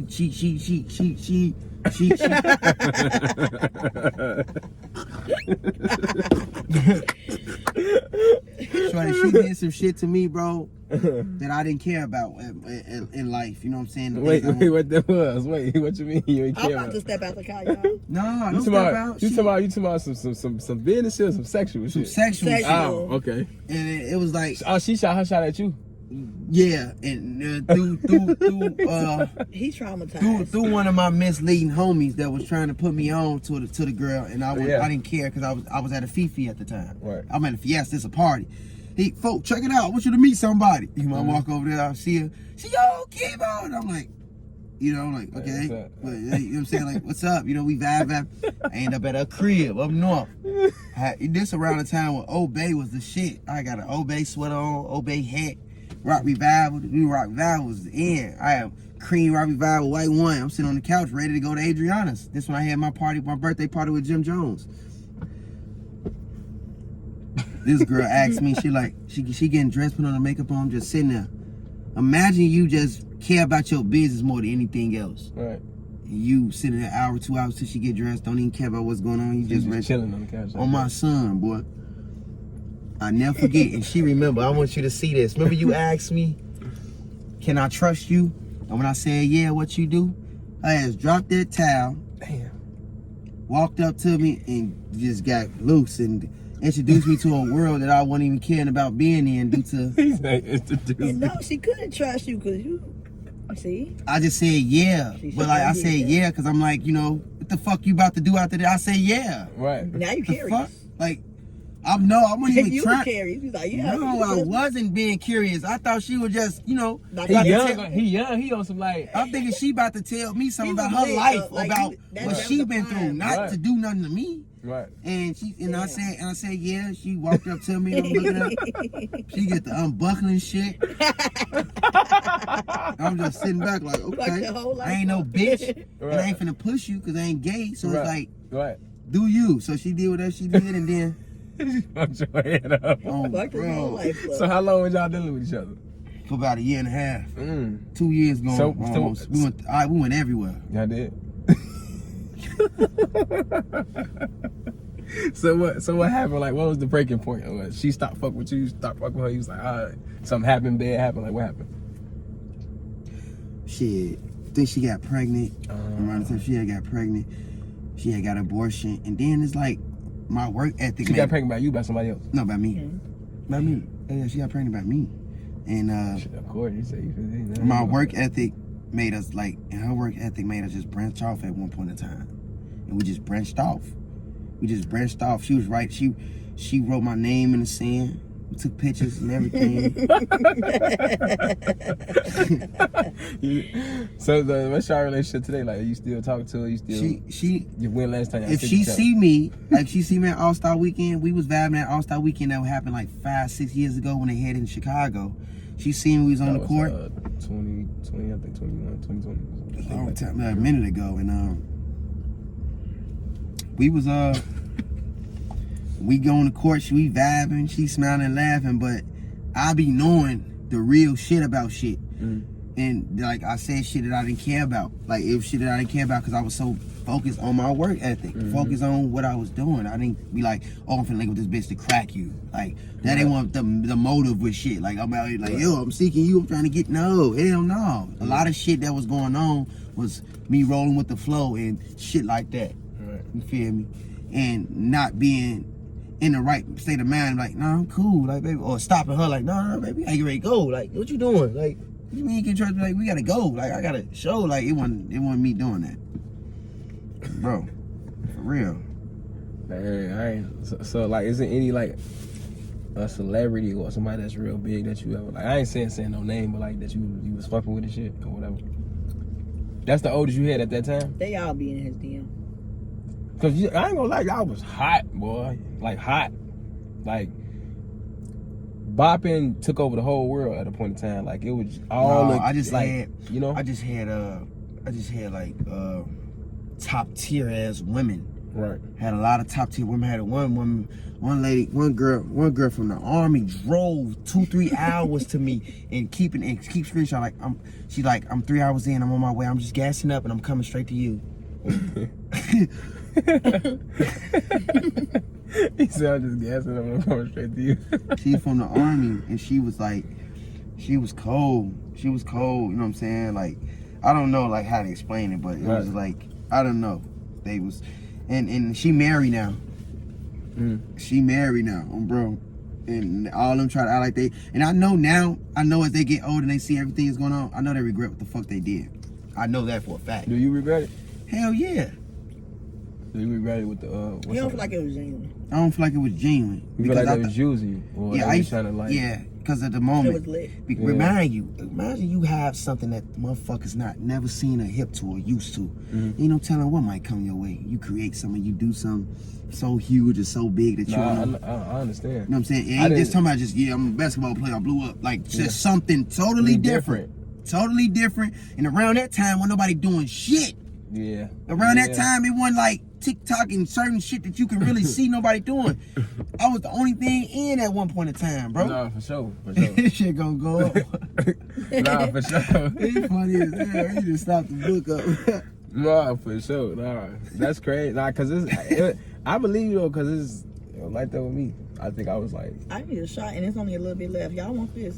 give me a little bit. There's only a little bit left, man. Nah, shit. Nah, that's crazy. I ain't know that though. That's crazy. Real, bro. How was though that lifestyle though? Like when if you and D-Lo, I had some girls or whatever the case may be. Like what it like? Y'all experienced a lot of shit. Yeah, we experienced definitely a lot of shit. Like I said, y'all was acting bad, or y'all was on some like, nah, man, not tonight, or we ain't on that, or like what? Like, how it was like? No, they was litty. How many bodies y'all think y'all ran up? man, I don't want to hear this. She said, I want to hear this. I ain't gonna lie. Nah, cause look, cause I really asked you that, cause like I experienced a lot of shit in my life too, with women. Right. So y'all was in a way bigger spotlight than I, man. So I know, you know, like exactly. you just said, with Shorty and shit. Like when I was 16, Give me some of that liquor. Fuck it, man. So I ain't a little bit left. After said something, you take that shot. I'm driving. So when I was 16, No, you're not. I ain't fucked up. Go ahead. When you 16. I was 16. She was like 30, something 29, shit like that. Damn. Whatever. You Wait, give so us that cougars vibe. is a real thing? So like, grown? I didn't. Well, around that time, I didn't even think of a cougar. Yeah, Y'all know man. what's crazy? I could not imagine. That's real though. That's why I gotta tell I you, could like never that shit imagine real. like Right. messing That's with someone real. younger than me. I'm sorry. I don't care how lit they But see, that's the No, thing. around A lot that of older time, women- around that time, and still to this day too. Kemo, if I was 30 But around that time, and imagine, you, I still wouldn't have. imagine no ain't problem. shit going on, and you probably the only hot commodity that's going on. You and D-Lo, y'all the only y'all. I'm still not going. When you go outside, everybody know they just vibe with y'all. Go through straight through y'all when they trying to get lit, trying to turn up. We got kids, teens. I would have bought a Grown concert ups. ticket. I would have supported. We had but I everything. ain't- We had I'm all not that. Fucking on minor. I'm sorry. No, D-Lo was from his area. I'm from my area. We put that shit together. They want to see us dance together. Everybody came to us. We had the fucking block like the Taste Chicago every other night. I'm Yeah. still not fucking. Cause y'all had something going on, y'all was doing something. That's why I Yeah. say nowadays, like you really gotta stand out, cause everybody doing something nowadays. Facts. Back then, y'all was the ones that would use the one. Then They he was started before bopping. TikTok. Yeah, before That's all that shit. That's That's why. the whole- That's then why. y'all got all the other kids bopping and shit. Like who was you met the shorties that bopped in that one video? Damn, I forgot that song. They had the red on and gray or some shit. I don't know. What, MBE? Yeah, I think that is. We about to have a party. Yeah. No, you talking about MOF. One of them. Well, Yeah, it's I two seen of them. in that clip that you showed me. Yeah. Them. Y'all Yeah. met them or whatever, or y'all. Yeah, we met them. Yeah, I did a little personal. His one of the boy that was in the middle, the real short one. Mm-hmm. His mama called me and had him come to me. A lot of people, mom used to let their kids come off with me. You know what I'm saying? I had one group of kids from Baby Bop Kings, Right. Baby D-Lo, Baby Kemo. Got jumped on out south at Mr. G's, and I had all them little boys with me from BBK. Yeah. When they almost got jumped on out south. But the dude was like, I bust on D-Lo, so I'm busting on Kemo. And I got up out of there on their ass. I got up out of there. They couldn't catch me. They probably punched me one time in the back of the head. It was too much going on. I went to Mr. G's to go meet up with D-Lo. When I got to the door, put on the door, I got three of the Baby Bob Kings with me. They mama literally said, yeah, I told them like, they good, you know what I'm saying? Right. They come out with me, you know what I'm Y'all saying? gonna do a show. We finna do a show. Right. We get to the event, I grab on the door. Imagine we fire, we lit, we turn. I grab on the door, whatever the case may be. The security like, no, can't nobody go back in. So we gotta walk back to the car now. As we walking back to the car on 87, it's a dude named D Rose, but not the D Rose that everybody familiar with either. This is like a knockoff. Like it was around the time when motherfuckers, everybody used to call themselves the same motherfucking, like the Factor's name. They used to try to clone the niggas that's really the active niggas. They used to clone them. Like, yeah, I'm gonna be D Rose too. So it was a nigga that called himself D Rose or some shit like that. Want the original one. And he tried on my mama, on my kid. Want the real D Rose that people probably familiar with. It was like a knockoff one. And he came up on some tough shit. He's like, I bust on D-Lo, so I'm busting on Kemo. That's how the video come on. We watch it right now. It was the day was recording. I got the video. It's on YouTube. I ain't never seen it. I gotta see you everything. Yeah, I ain't see you. This shit. Cause I always be in my own world, own lane, so I ain't never really. And this my first look. This my first experience going out south. You know what I'm saying about Miss G's. Like I never was going out south when I went. That's what I was gonna ask you. Like, how does y'all have security or what? Y'all never had no security? I had my man. That's how that was. Like y'all just popping up to a lot of places. Okay, I had this the guy, my guy Tremaine, who I was dealing with. Was a guy named Tremaine. It's another guy that I was rocking with. His name the Don. Right. They didn't even know what was going on. Right. And I understood that. Like they didn't even understand because they probably was kind of like skeptical and a little startled. Like what the fuck?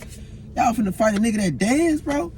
So they really got out the way. The little boys came. The little baby Bob Kings. They came around me.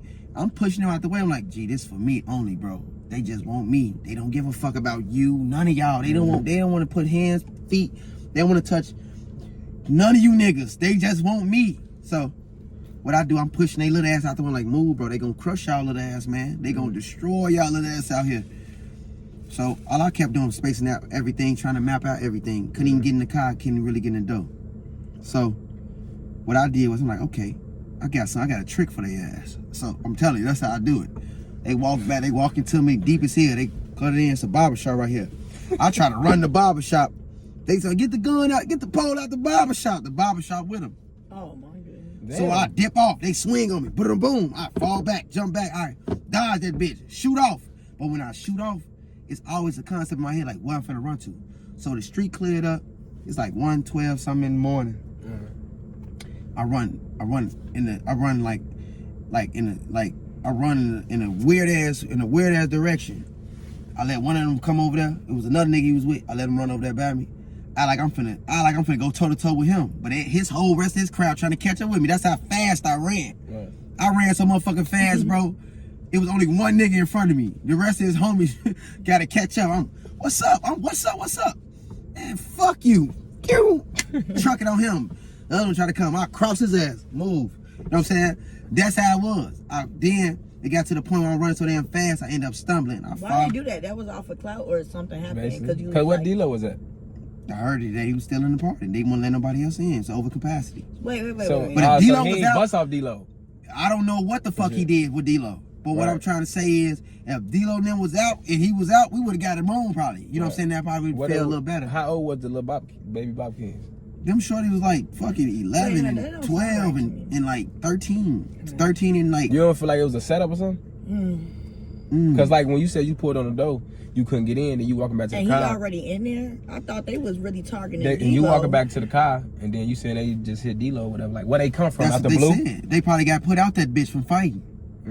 That's what I believe. I think because you watch it, they say it was a video out too with that. Right. But whatever it is, the plan didn't go all the way through. I get what you're saying. So when I fell and stumbled, the same nigga that said he wanted to hit me punched me in the back of the head. Bow. Took that motherfucker. I had a female with me too. I had Pocahontas with me. Shout out to Pocahontas. Pocahontas, if you watch this, I know you remember on my life. Her name Pocahontas, bro. Where she go? She ran.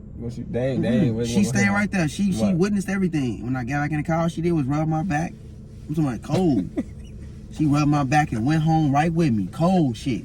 They didn't know. And then I had 300 in my pocket too. I had $300 in my pocket, all singles. You know, around this time, I go to Kirk Chain, I'll give me a little knot, you know what I'm saying? A little dub, couple dubs. I was a kid, I was young, shit. But I had a tray, exactly. You know, I had my Nike shoes on with the straps, some new Nike shoes, new Nike. Everything was comfortable. You know, I come Bob gear all the time. So, after I do that, after I get to the crib, tell me why I see the same nigga. Like 3 years later, I see the same dude in the club. I know, at the loft. at this loft on Cermak, where everybody go to. Like, it's like a little loft that everybody go through. It's like a whole thing of rooms and shit like that. I see the same dude in there, and I'm up in there with Lil Chris. Oh, the dude that tried to hit you or whatever. Yeah, they said he wanted you. I see him. Yeah, I see him. And it's on all three of my sons. I seen him. He on the wall. He see me. Imagine, I'm in there with Lil Chris. I'm around Mikey Dollars. I'm around a few more other people that rock with me. All of them came in there with me. Everybody came in there with me. And they on the opposite side. Me, I'm turning up. I'm like, man, I don't know what the fuck y'all do. I'm in this bitch having the ball. And I look to the right. I see the dude. I see the same nigga. He looked at me and he ain't on the timing that he was on from them years ago. When I look at him, and I kid you not, I turned the other way. But when I not only turned the other way, I created this theory like I was finna do something to him. So he thought you was gonna. But it was something that was like, then I DM'd out inboxing. Say, you see how life work? You weren't on that type of time. But I ain't say nothing. I just say, you see how life work? Right. And he tried to just ignore it. And I ain't heard from him, seen him ever again. But I feel like that's what people need to be used to. Because when I did have that eye contact shit with him, motherfuckers would have stumped a fucking mud hole in that man. I promise you. They probably would have hurt him and killed him or did some crazy shit to him or something like that. But, yeah. I ain't gonna lie, they probably would have did something to him real bad up in there. But I literally had a chance. But that's another reason why I know how God works. You know what I'm saying? I can sit here and just create that and make that shit up. But on my life, I seen him right there in front of me on the right hand side with a female in front of him. He looked at me and he tried to play it off and look back. But I'm like, oh, I looked at the bitch. I looked at whatever was going on. I was like shocked. I'm like, damn, like I felt like it was Christmas. I was like, damn. I'm like, oh, like a birthday party, like surprise. Like, nigga, you in here? And we both in here at the same time, and I got motion with me right now. Mm-hmm. And I really stood on who I really was. And that's, that's not the type of time that I be on. Like, and I did exactly. And that's why God pushed me in so many other directions, isolated me from everything and put me in these places, put me in that places. And that's what it's about. That's what you did. Yeah, but I did try to create like I was about to go down. But he didn't. I went out with the girl talking like, Kemo, don't even do it. The girl was sitting in front, I'm like, no, fuck that. I'm like, no. But don't nobody know what I'm doing. Not my homies. No, nobody know why I'm doing it. No, they ain't even paying attention to me. It's just me and him really paying attention to each other. So I'm trying to create like this narrative, like it's finna go down in this bitch. But I ain't doing it to where he know it's finna be that. I'm doing it to where like, man, I'm just shaking my head like, man, I see the same. Because I was blue. Right. So I'm like, I'm just shaking my head like, I see this nigga, the girl right there, like, Kemo, just relax. Ooh. Then I was like, I don't give no fuck about that shit, man. Life lit. I'm like, fuck, dude. You know what I'm saying? But yeah, man, I don't be caring about that shit, bro. All that get back and all that dumb shit, bro. I don't really care about that shit, bro. You did what you did for what? Just to see me in the club again and still reach different goals. And people be chasing, they gotta chase some clout. Ain't no clout chasing now when you coming with your 40 carry conceal and shit like that. That's why you stay to yourself. So that's another reason. That's another reason why I stay to myself. Because you got too much insight. Nah, you good. You straight though. Like for real. I feel like that's why you got a purpose and and you always was smart and always was thinking. Yeah. I feel like that's how I am too though. You gotta think long term, because if you do a lot of shit within the moment, you don't never know how shit'll turn out for real. Now if it's just really in your front door, on my mama, that's bro, different. On my kids, bro, that's real shit. How you just said that. If you do shit in the moment, it can fuck up everything sometimes. You don't know what you don't like know reacting to some shit real quick. Like, you don't know what'll happen. Mm-hmm. Like you don't know. Right. But that's why I move how I move in solo or whatever. Like you said, we was together today. Solo shit, man. Because we did that today. Yeah, we walked in there, bitch. Move with purpose, though. Huh? If you are linking up with people, just move with purpose. Yeah. Everything goes smooth. And like you say, like God got. It's a bathroom in that Pizza Hut or somewhere. Yeah. I don't know. That's the small Pizza Hut.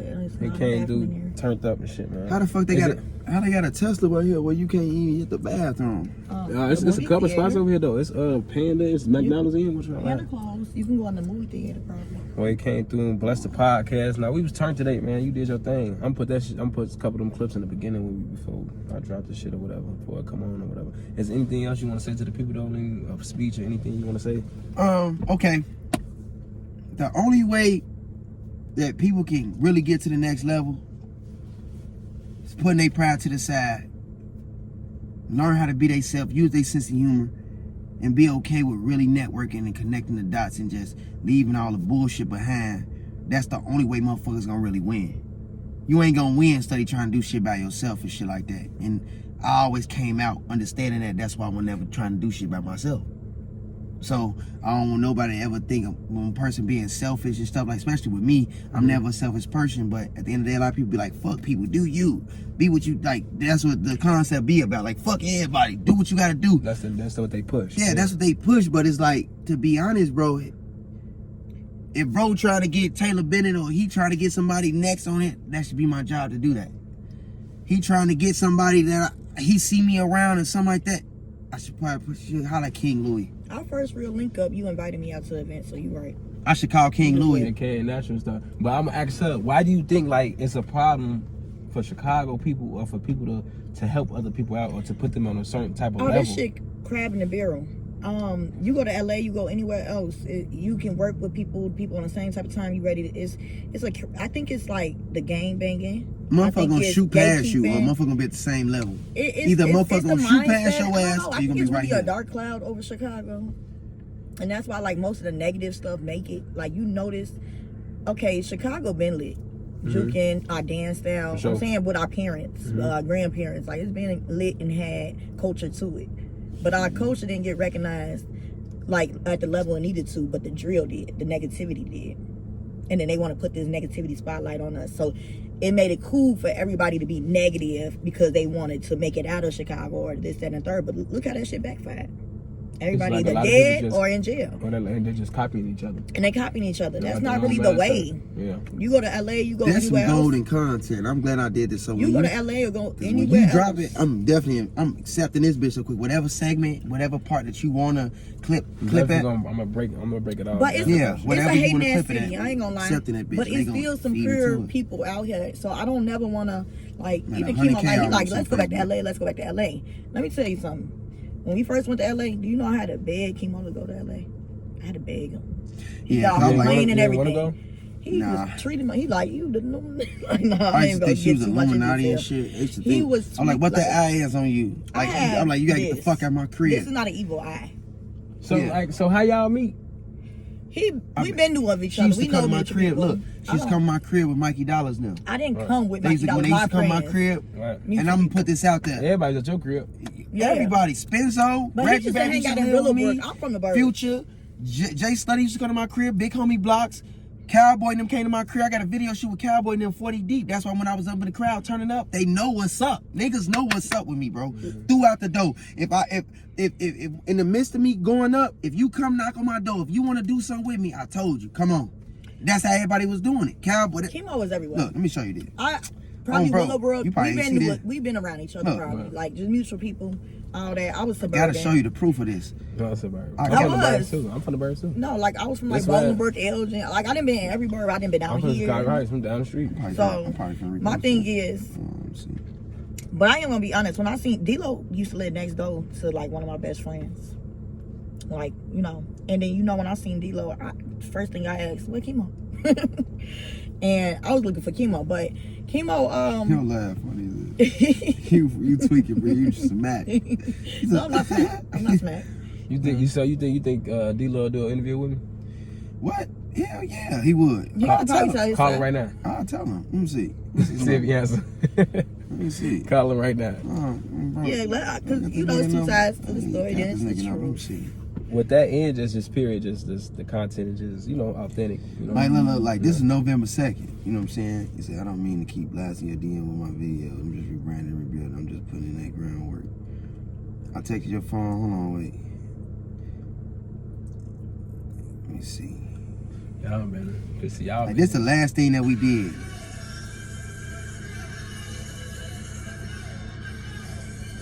We really got it. That's what she said. Like if she He if y'all wasn't come say back be up. fake. It's the trust I got to just be can't be built fake, back bro. up. Yeah, That's the for thing. sure. I ain't He's not doing finna that. fake it. That's one thing I know That's about what him. I And that's don't why do. he held back in this industry, because in this industry, people be fake. You got a phony kick Oh, you. yeah, he changed his number. You got a phony kick you, I'm going to tell People him. I'm going to using tell him. everybody, like you using people to I'm get saying, to I where need you you for want. an interview. If he say Need you for Kemo not really cutthroat. You know what I mean? Right. He not cutthroat. No, that's why I told him I like that shit. I fuck with genuine vibes and shit, cause that's me. Shit, I'm real authentic. Why like would you want somebody to get get around you to try to figure out a way to tweak on you a little bit in their own mind? That shit ain't safe. Like, what the fuck? Like, why would you want to work with somebody that got a motive or a thought process with your ass? Well, it's cool to think that it's just business, but it ain't none like a motherfucker really rock with you. We from the same city. Like, what the fuck is we doing, bro? Like, for real, like, what the fuck is we doing? But I ain't gonna lie, in LA, it was people like that know about the Bop Wave, the promoters. Kemo was getting put more on flyers in the clubs. They was trying to get him to be promoters, even in Hollywood. You know what I mean? They know him everywhere we go. Shit. Like, Man, even that like, shit even like, Yeah. like how he doing skits and like how he doing skits and stuff like that. Like this dope. Like, you know what I'm saying, that's good if you're doing it, but Cause it's like it's a content era for real. Yeah, so like, all with the comedians and all that, whatever. yeah, we both do our little thing, but I honestly don't be Y'all really. just work a little different. I really don't be caring to be like, oh yeah, okay, we're gonna do this. Hold on, this cup. Hold on, I caught done. I'm gonna make sure this shit ain't filled up with these Tesla things.